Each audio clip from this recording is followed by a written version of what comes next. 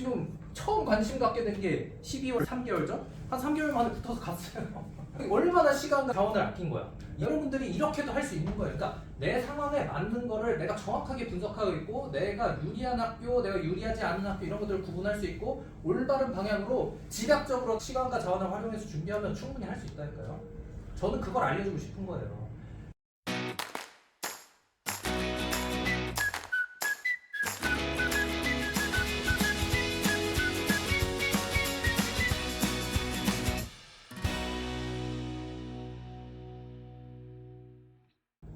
예시를 하나 보여드릴게요.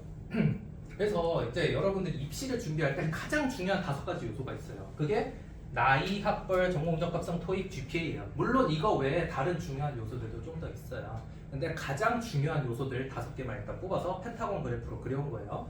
근데 만약에 예시예요. 이런 사람이 있다면, 여러분들이라면은, 만약에 여러분들이 이런 사람이라면, 내가 이런 백그라운드를 지금 갖고 있는 상황이라면 어떤 전략을 세우겠어요? 한번 생각해보세요.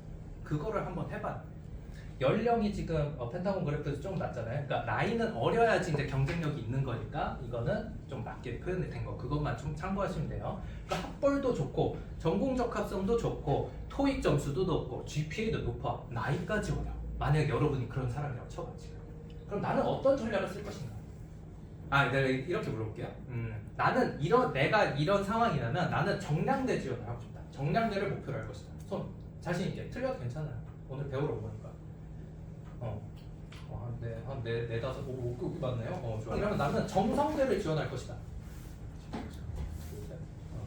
한 3-4명 있죠? 그래요. 근데 답은 저는 어제 실제로 그 유료 상담을 이제 한 1시간 정도 한 케이스가 있는데 그 사람이 딱 이런 케이스였어요. 이거보다 나이는 조금 있었지만 거의 유사한 케이스였어요. 그래서 제가 뭐라고 가이드를 준 줄 알아요? 어제 그 유료 상담에서 저는 제가 본인이라면 나는 정성대를 주력으로 준비할 것이다. 이렇게 얘기해요. 여러분들 지금 정량대 막 준비한다고 했잖아요. 당연히 이게 높으니까 정량대 준비를 한다고 생각했을 거예요. 그런데 여러분들 꼭 시험 준비를 해야 될 이유가 있어요. 여러분들이 시험 준비를 안 해도 약대, 의대, 치대를 만약에 갈 수 있다고 하면은 여러분들 시험 공부를 할 거예요? 안 할 거예요? 안 하고 싶잖아, 솔직히. 그러면은 내가 컨설턴트 입장에서 봤을 때는 이 사람의 강점이 있기 때문에 굳이 정량대는 정성대 쪽으로 자소서랑 면접이랑 그 다음에 지성 면접 볼 수 있는 정도의 수준의 지식 정도만 딱 준비를 하면은 1년 내에 분명히 끝낼 수 있을 것 같거든요. 그래서 제가 봤을 때는 정성대로 하는 것이 훨씬 더 본인한테 유리한다. 이런 가이드를 준 거죠. 그런데 여러분들 만약에 정량대로 준비하잖아요? 그러면은 여러분들은 정량대고 GPA 토익이 높으면은 웬만한 학교 다 지원할 수 있으니까 뭐 학벌도 좋고 전공도 좋고 다 지원할 수 있겠지. 이런 생각을 했을 거예요, 분명히. 여기에 이 전국에 지금 역대들 뭐 의대들 다 있는데 어차피 다 지원하면 되는 거 아니야? 이렇게 생각하죠. 그런데 실제로 올해부터 이제 작년부터 약대가 생겼잖아요. 약대가 꽤 많잖아요. 그래서 다 지원해서 시험 보러 가잖아요. 전국을 가야 돼요. 근데 시험 일정이 다 붙어 있어요. 그러다 보니까 대구 가서 시험 보고 계명대 가서 시험 보고 그 다음에 바로 그 다음날 뭐 원광대 가서 시험 봐야 되니까 가가지고 여기서 모텔 잡고 거기서 자서 공부하고 또 시험 보고 막 그 다음에 춘천 가고 막 전국을 돌아다녀요. 실제로 이제 해보니까 작년에 그 수험생들이 깨달은 거지. 어떤 깨달음을 얻었냐. 내가 이렇게 다 지원할 수는 있었지만 막상 지원하니까 다 못 가겠는 거야. 너무 힘들어서. 그래서 이런 걸 보면서 저는 이 학생들이 정말로 수험생들이 전략이 너무 없다. 전략 없이 그냥 준비를 한다. 저는 그런 생각을 너무 많이 받아요. 이 케이스 뭔지 알아요? 이게 이제는 실제 케이스예요. 이제 그 예시가 아니에요. 여기 김재현이란 이 학생이 실제로 저한테 언제 상담을 받았냐면 23년 12월 7일. 그러니까 몇 달 안 됐어. 3달밖에 안 된 거죠. 이 사람이 처음으로 저한테 그 유료 상담을 이제 받은 다음에 제가 이제 이 사람을 통해서 이제 어떤 가이드를 줬어요. 근데 그 학생의 백그라운드는 이랬어요. 그래서 원래 상담 전에는 요 파란색 백그라운드, 파란색 펜타곤 이제 그래프로 보면은 연령은 메리트가 있지도 디메리트이 있지도 않은 그 정도의 나이. 근데 학벌은 나쁘지 않아, 괜찮은. 근데 전공적 학생은 딱 맞았고, 근데 GPA도 나쁘지 않았어요, 좋았어요. 근데 토익이 부족한 상황이었어. 그 상태로 이제 신청을 한 거예요, 상담을. 그래서 제가 봤을 때 이 학생은 이런 것들이 괜찮으니까 토익만 좀 높이면은 올해도 한번 노려볼 수 있겠다, 합격을. 전 그런 판단을 해가지고 상담을 해준 거죠. 그래가지고 무조건 토익 올려라. 그때 토익 920인가 그랬거든요. 그랬더니 알겠대요. 그러더니 요 12월 이때부터 토익을 준비해가지고 한 달 바짝 한 거예요. 그래가지고 갑자기 980을 만들어서 상담 후에 980을 만들었다고 연락이 왔어요. 그러면서 자기가 어쨌든 필기고사 준비를 할 시간도 없고 못하니까 자기는 정성대를 준비를 하는 게 맞을 것 같은데 선생님 말대로 어느 학교를 지원했냐? 그래서 알려줬어요. 제가 인제대 추천해줬거든요. 인제대 학사. 그래서 인제대 학사를 이제 넣었죠. 그랬는데 자기도 모르게 덜컥 붙은 거야. 1단계가.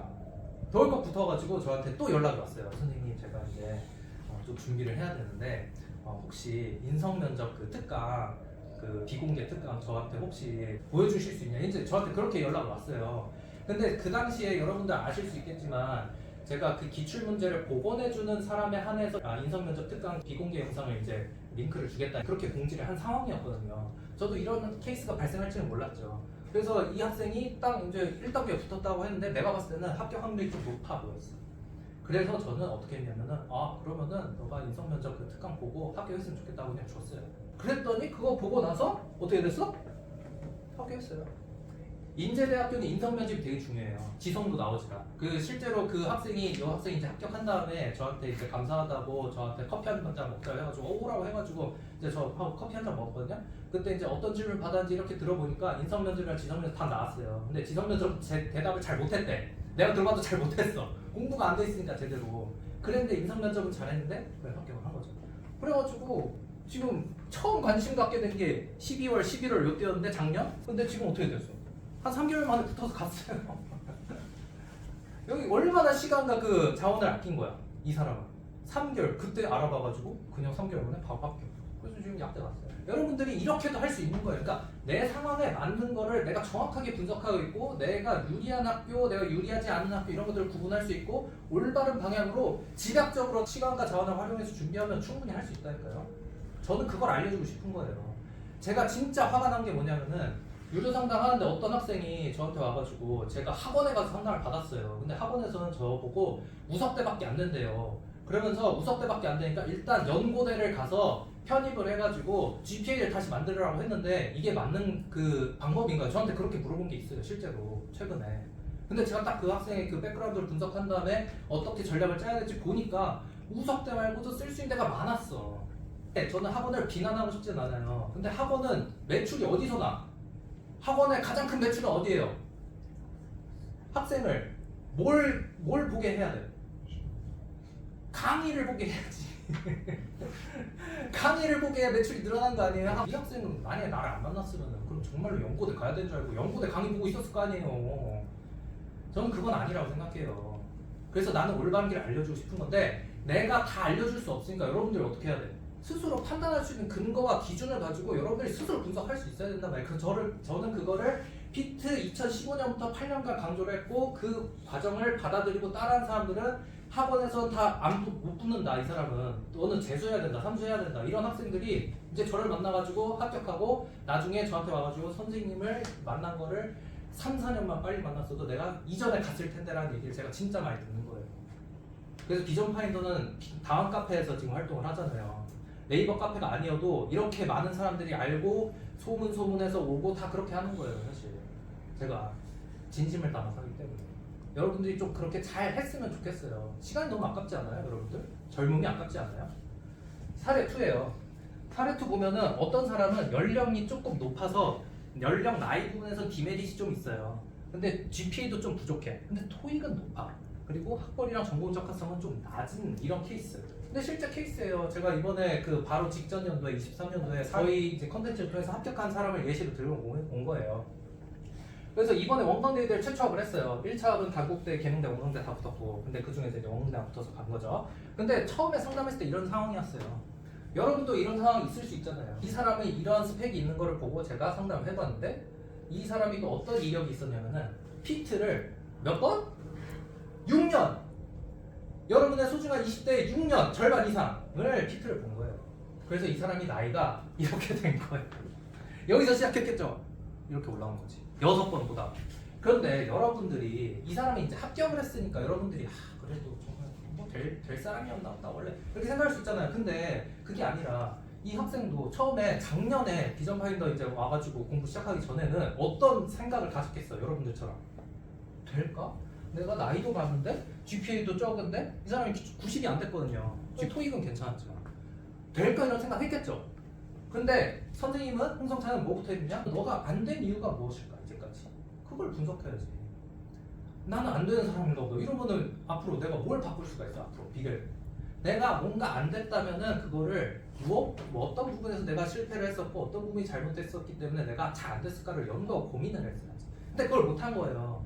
그래서 내가 보니까 6번이나 했고 수강 강사를 봤거든요. 강사는 피트 때 이 선생님들 제일 훌륭한 선생님들이에요. 그 피트 입시에서 가장 좋은 선생님들, 가장 좋은 선생님들로만 이제 수강을 했는데도 6번이나 봤어. 그러면은 이 사람은 다른 문제였을 것이다. 그래서 이제 봤더니 너 어떤 거를 도움을 받고 싶니? 이제 이걸 물어봤더니 혼자 공부하다 보니까 공부량도 불규칙하고 이게 맞는 건지 막연한 느낌도 많이 들고 이렇게 했대요. 그래가지고 이제 제가 어떤 거를 그때 상담을 이제 집중적으로 했냐면은 실패 원인 분석이라는 상담을 집중적으로 좀 했습니다. 그래서 그 양식으로 이렇게 좀 기록을 많이 해놨어요. 그래서 그거를 그대로 가져온 거예요.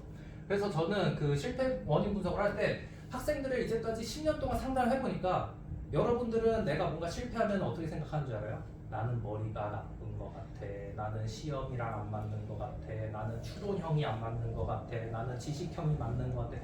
정말 원인 분석을 잘못하고 있더라고요. 제가 진짜 상담을 많이 해보니까 보통 성적이 안 나오는 케이스들은 여러분들 다 머리가 나쁜 사람이 아니에요. 여러분은 다 할 수 있어요. 이건 시험이기 때문에 시험을 못 보는 거는 방법이 틀린 거지 머리가 나빠서가 아니에요. 내가 상담해보니까 보통 다 자기 성격에 갇혀있는 사람들이 시험을 못 봐요. 성격에 갇혀있다는 게 무슨 얘기인지 알아요? 제가 그래가지고 그 상담, 그 심리 상담 분석을 할 때 어떤 툴을 쓰냐면은 애니어그램을 써요, 저는. 근데 이게 가장 좋습니다. 이거랑 MBTI를 이제 섞어서 같이 하는데 여러분들 이제 잘 모를 테니까 이게 1번부터 9번까지 유형이 있어요. 그래서 근데 이 사람은 보니까 9번 유형이야. 근데 저는 이거 보자마자 그래서 그럴 수 있지 라는 생각을 했어요. 그러니까 너는 9번이라 못해가 아니라 이런 유형의 성격이면 그럴 수 있다. 이런 결과가 나올 수 있다. 저는 판단을 하고 쭉 들어보니까 이 9번 유형들의 가장 큰 고착, 성격적인 고착 부분이 뭐냐면 나태함을 극복해야 돼. 근데 어떻게 극복할지를 이제 가이드를 주는 건 전문가의 몫이죠. 그래서 어떻게 했느냐? 공부량이 불규칙하고 올바른 방향성을 공부하는지 가이드를 요청했고 독하게 못한다. 왜냐? 항상 나태하고 편안한 걸 추구하다 보니까 공부를 열심히 하려고 하다가도 그냥 좀 하다가 퍼져버리고 이 9번 유형의 특징들이 항상 공부를 내가 오늘은 몇 시간을 꼭 지켜서 이 10시간 안에 최대한 집중해가지고 이 10시간 안에 모든 걸 해야지 이렇게 접근을 해야 되는데 공부량을 설정합니다. 오늘은 1단원부터 3단원까지 해요. 그래서 1단원부터 3단원까지 공부를 하다가 내가 목표 시간 5시간을 잡았는데 만약에 2시간에 끝났어. 그러면은 이제 노는 거예요. 2시간 하고. 그러니까 성적이 올라요? 안 오르죠? 그런 사람들이 보통 다 이래. 그리고 자기가 루틴을 한번 만들면 꾸준히 지킬 수 있는 그 관성을 갖고 있는 사람들이거든요. 근데 그 관성을 만들기까지가 어려워요. 그래서 아침에 늦게 일어나고 오늘은 왜 또 늦게 일어나지? 자체 막 하다가 이제 또 뭐 내일부터 열심히 해야지 그래서 좀 열심히 하다가 그 다음에 또 이제 나태함에 또 빠져가지고 또 이렇게 못하고 그 다음에 또 늦게 일어나고 악수를 그런 사람들이 주로 이런 성격들이에요. 그래서 그걸 바탕으로 반드시 캠스터디를 해라. 그리고 익숙한 공간에서 공부하지 마라. 나태해질 수 있기 때문에 환경을 바꿔라. 그 다음에 너를 감시할 수 있는 캠스터디 하는 거예요. 그래서 작년에 캠스터디 한 거예요. 제가 캠스터디도 하고 그 다음에 주말까지 일찍 자고 일찍 일어나는 습관 루틴을 만들어야 된다. 그래서 공부 시간을 최대한 규칙적으로 확보해야 된다. 일과 스케줄표 작성해가지고 하고 매일 애니어그램 뭐 공부법 실행 체크리스트 만들기 이거 제가 이제 만들어 준 거거든요. 그리고 비전파이터 카페도 보면은 애니어그램 성격별 공부법도 제가 일부 그 칼럼을 올려놓은 거 있어요. 그거 맨날 봐라. 토익 공부했을 때 자꾸 돌아보고 그때 했던 나의 행동들의 생각들 진취적이고 그런 행동들을 하려고 노력해야 된다. 이런 것들을 제가 이제 가이드를 이렇게 정리해서 이제 준 거죠. 그래서 이 학생이 선생님 말대로 열심히 따라하고 자기가 일단 여러분들이 내가 변하려고 해요. 그런 자기 의지가 있어야 돼요. 아무리 내가 좋은 얘기를 해줘도 본인이 바뀔 마음이 없으면 이게 되겠어요? 안 되겠어요? 안 되겠죠? 이 사람은 근데 이 학생은 따라했어. 그래가지고 어떻게 됐어? 6번 떨어졌는데 의대로 갔어요. 처음에 저 상담할 때 약대 가고 싶다고 그랬거든요. 근데 의대 갔잖아요. 여러분들도 할 수 있어요. 올바른 방법과 전략은 있어요. 근데 그거를 받아들이고 내가 그걸 실천하는 거는 여러분의 몫이에요. 이해됐어요? 사례 하나 볼까요?